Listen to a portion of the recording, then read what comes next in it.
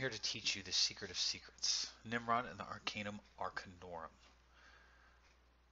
I want to show you the occult philosophy that's been part of your whole life. You just haven't realized it.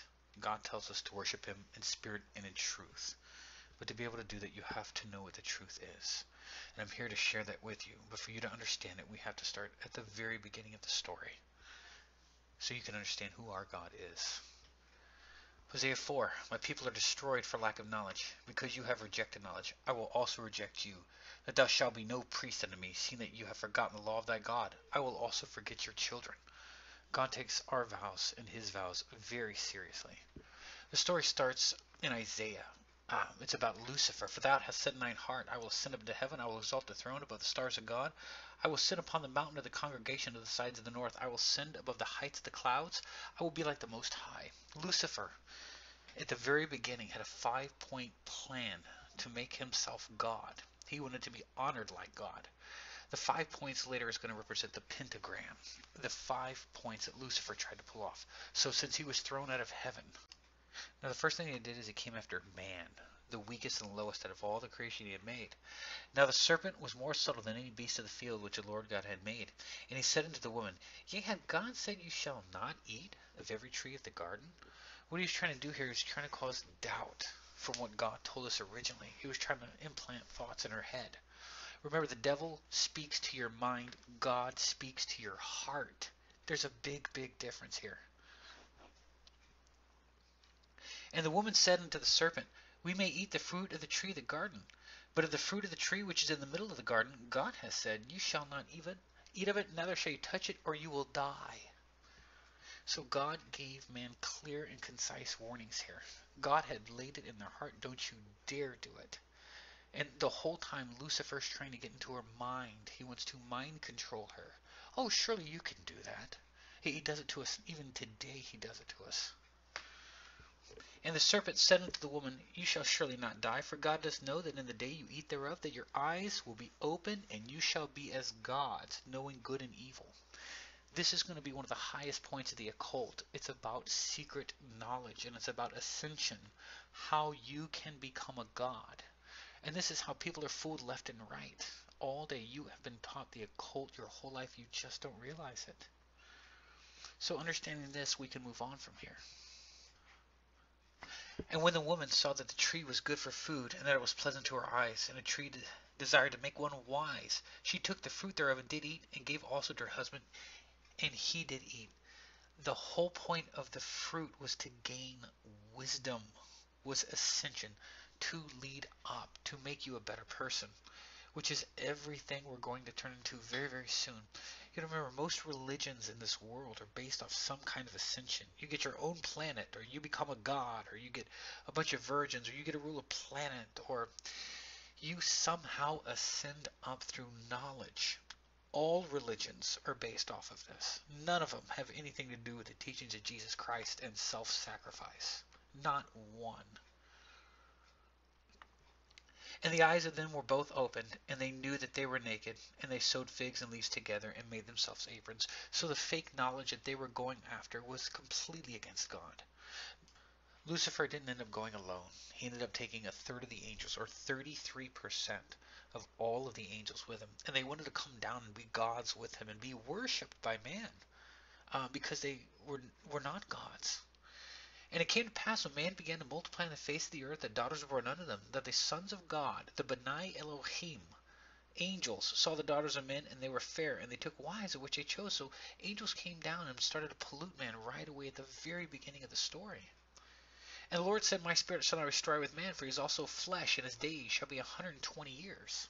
This is right before the flood. God saw the wickedness that was happening, of these hybrids, that the angels were coming down and polluting the earth. And there were giants in the earth in those days. Now, what would cause a giant if it was just a regular man and a woman? That doesn't make any sense.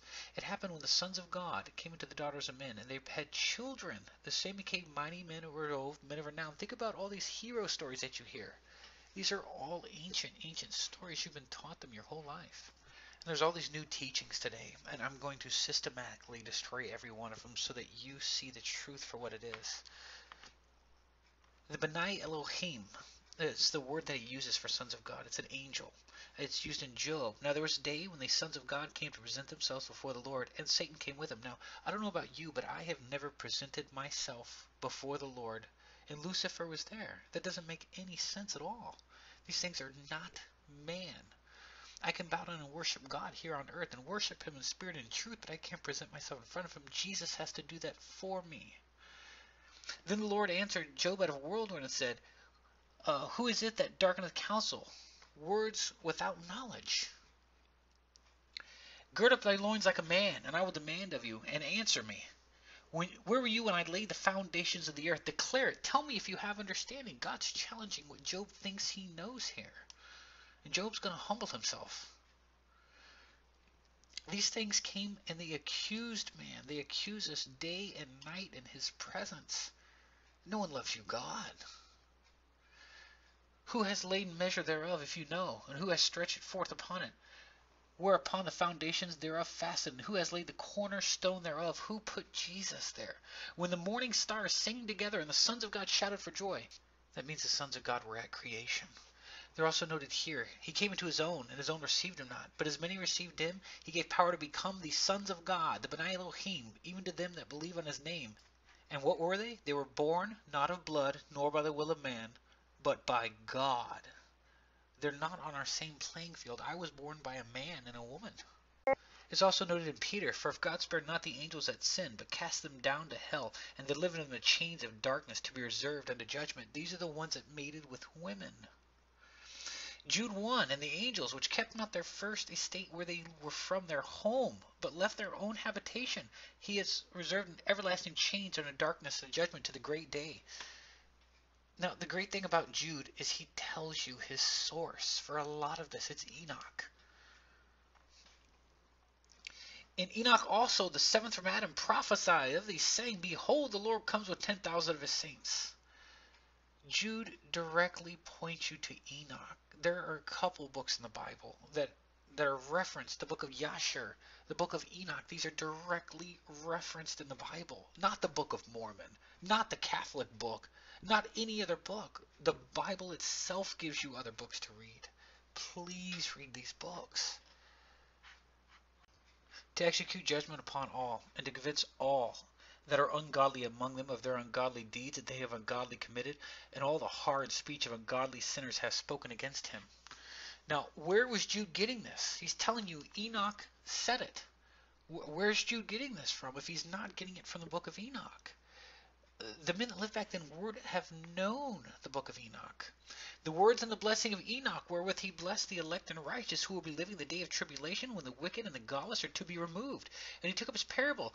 Enoch, a righteous man, whose eyes were opened by God. This is directly out of the Bible, but yet this is Enoch.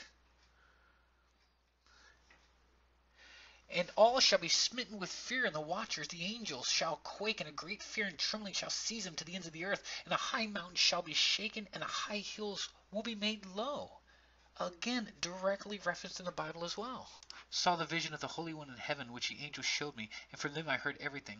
And from them I understood as I saw, but not for this generation, for one remote one which is to come. Concerning the elect I said, and I took up my parable concerning them.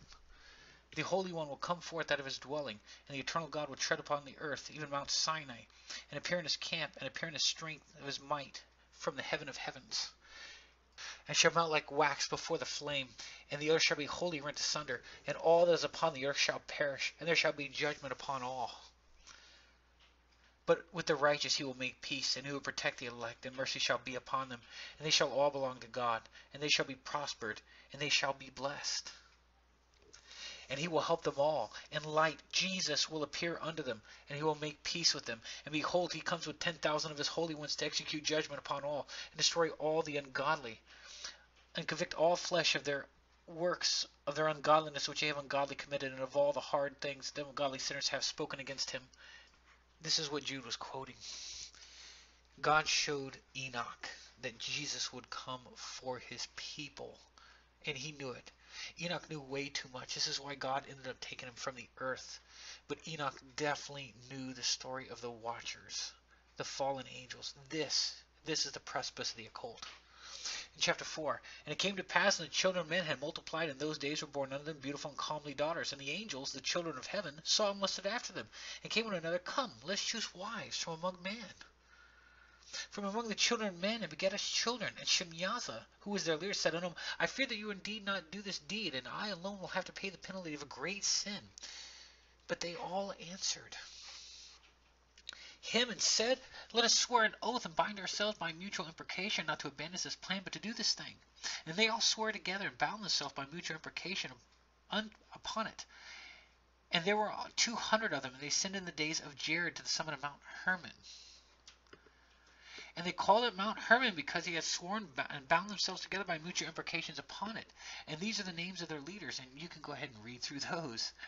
But these things came down in the days of Jared. You know this story. This is the story of Atlantis. Atlantis was told to Plato by his grandfather Solon when he was down in Egypt. Very important. Egypt was a mecca for the occult. Plato, concerning the allotments of the gods, that they portioned out on the whole earth, here into larger allotments and into smaller, and provided themselves shrines and sacrifice, even to Poseidon, for his allotment of the island of Atlantis, and settled therein the children of whom he had begotten with a human woman in a region of the island of the following description. They're telling you it's one and the same story. They're on the other side of the same coin. All the people you see here talk about it. They talk directly about it. You just don't realize that's what they're saying. The angels were in the earth in the days of Enoch, and they're coming back. God said a third of the angels are going to be thrown to the earth. You have to know where the story began. The occult is their teaching to man. Back to Plato. Plato-Atlantis dialogue. The Egyptian tells Solon, For there was a time, Solon, before the great flood, the deluge of all. Then the gods of the abyss rose up.